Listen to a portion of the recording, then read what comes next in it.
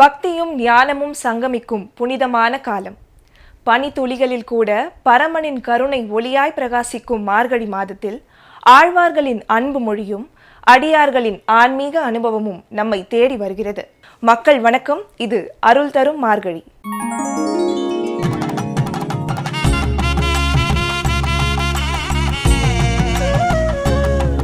மார்கழி மாதம் இறைவன் குறித்து துதிக்க, இறைவனை மனதார வழிபட என ஒரே நாதமாக ஒலிக்கும் அருள்மிகு மாதம். ஒரு புறம் கோதை நாச்சியார் மூலம் இறையன்பின் இனிய அழைப்பு, உயிர்களை ஒன்று சேர்க்கும் பக்தியின் பாடல் என்றால், மற்றொரு புறம் மாணிக்கவாசகர் உள் உணர்வுகளை தூண்டும் ஞானத்தின் ஆழம் சொல்லும் ஆன்மீக ஒளி. இவை அனைத்திற்கும் மேலாக அதனது விளக்கங்கள் நம் வாழ்க்கையை வழிநடத்துகின்றன. கோதை நாச்சியார் அருளிய திருப்பாவை பாடல்களின் தெய்வீக ஒளியின் மூலம் அனைவரது இல்லங்களிலும் இறையருள் நிறைகிறது. திருப்பாவை என்பது வெறும் பாடல்கள் அல்ல, அது உறங்கி கிடக்கும் உள்ளங்களை எழுப்பும் அழைப்பு. அது வாழ்வை இறைவழியில் நடத்தும் வழிகாட்டி. வாருங்கள், கோதை நாச்சியாரின் பாடலில் திளைத்து வருவோம்.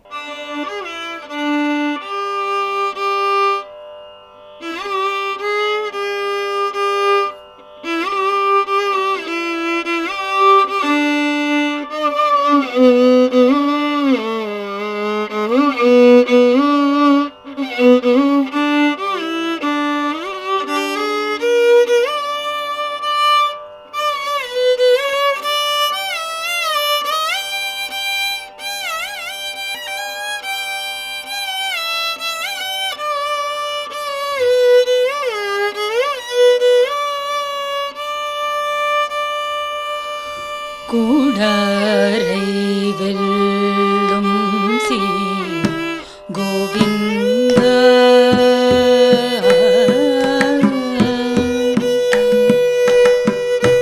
கூடாரை வெல்லும் சீர் கோவிந்தா, கண்ணை பாடி பறை கொண்டு யாம் பெரும்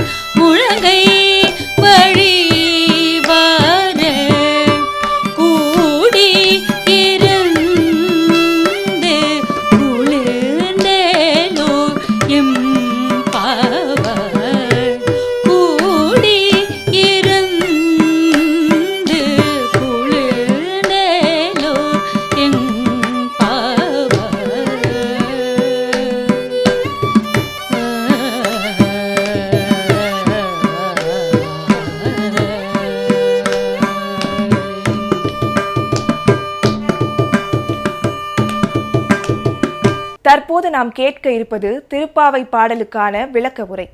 இது மனித மனதை உறக்கத்திலிருந்து விழிப்பிற்கு அழைக்கும் ஆன்மீக உரையாடல். கோதை நாச்சியார் பாடிய ஒவ்வொரு பாசுரமும் இறைவனை அடைய வேண்டிய பாதையை அடையாளங்களுடன் காட்டும் ஒரு வழிகாட்டி நூல். இந்த பாடல்களில் பக்தியையும் தாண்டி ஒழுக்கம் உள்ளது, ஒற்றுமை உள்ளது, தன்னலமற்ற சேவை உள்ளது, உள்மாற்றத்தை நோக்கி அழைக்கும் வாழ்வியல் சிந்தனை உள்ளது. திருப்பாவையின் விளக்கம் என்பதே வெறும் சொற்பொருள் அல்ல. அது அந்த பாசுரம் நம்மிடம் என்ன கேட்கிறது என்பதை கண்டறிதல். அது நாம் வாழும் வாழ்க்கையில் அந்த செய்தியை எங்கே எப்படி பொருத்துவது என்பதை புரிந்து கொள்வது.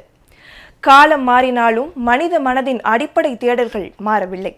அதனால்தான் 1000 ஆண்டுகள் கடந்தும் திருப்பாவையின் கருத்துக்கள் இன்றைய மனித வாழ்க்கையுடனும் அழகாக இணைகின்றன.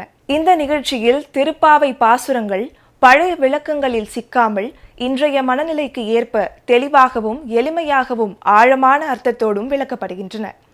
பாசுரம் கேட்பதற்காக மட்டுமல்ல, புரிந்து கொள்ள, உள்ளத்தில் ஏற்க, வாழ்க்கையில் நடைமுறைப்படுத்த அந்த ஆன்மீக பயணத்திற்கே இந்த திருப்பாவை விளக்கங்கள். வாருங்கள், ஆன்மீக சொற்பொழிவாளர் விவரிக்கும் விளக்கங்களை கேட்டு வருவோம். எல்லோருக்கும் வணக்கம். ஓம் நமோ நாராயணாய நமக. ஸ்ரீமதே ராமானுஜாய நமக. ஆண்டாள் திருவடியிலே சரணம். சூடிக் கொடுத்த சுடற்கொடி, பெரியாழ்வார் பெற்றெடுத்த பெண்பிள்ளை, ஆண்டாள் நாச்சியாரின் திருப்பாவை பாசுரத்தில் 27வது பாடல். இந்த பாசுரம் பாடும்போது கிட்டத்தட்ட அந்த நோன்பு நாட்கள் நிறைவு பெறும் நிலையில் வந்துவிட்டது. இப்போது ஆண்டாள் கண்ணனை பார்த்து பாடுகின்றாள். கூடாரை வெல்லும் சீர் கோவிந்தா, உந்தன்னை பாடி பறைகொண்டு யாம்பெரும் சம்மானம். திருப்பாவையின் நோன்பு கிட்டத்தட்ட முடிவுக்கு வரும் தருணம். இதைப்போல நோன்பு முடிந்த பிறகு தாங்கள் பெறப்போகும் நன்மைகளையும் தாங்கள் செய்யப்போகும் செயல்களையும் பற்றி இந்த பாடலில் எடுத்துரைக்கின்றாள். இது உண்ணப்போகும் விருந்தையும் கூட இந்த பாடலில் தெளிவுபடுத்துகிறாள். இது இறைவனுடைய அடியவர்கள் ஒன்றாக சேர்ந்து சாம்ராஜ்ய பட்டாபிஷேகம் போன்ற விதத்தில் இந்த நிகழ்ச்சியை கொண்டாடப் போவதாக ஆண்டாள் தெளிவுபடுத்துகிறாள் இந்த பாடலில். கூடாரை வெல்லும் சீர் கோவிந்தா, உந்தன்னை பாடிப்பறை கொண்டு யாம்பெரும் சன்மானம். உன்னுடன் கூடாதவர்களையும் பகைவர்களையும் கூட உனது சீரிய குணங்களால் வெல்லும் கோவிந்தா, உங்களை பாடிப்பறைவி நாங்கள் பலவிதமான நன்மைகளை பெற்றுவிட்டோம். அந்த வெற்றி கொண்டாட்டமாக நாங்கள் இப்போது இருக்கின்றோம்.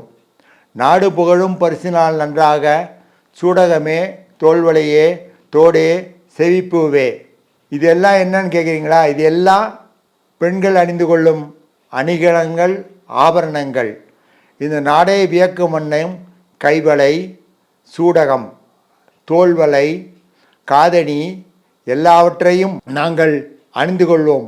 பலவிதமான ஆபரணங்களை நாங்கள் அணிந்து கொள்கிறோம். இறைவனை அடைந்த மகிழ்ச்சி எங்கள் உடம்பில் மங்களமாக தெரியட்டும். பாடகமே என்றனைய பல்கலனும் யாமணிவோம்.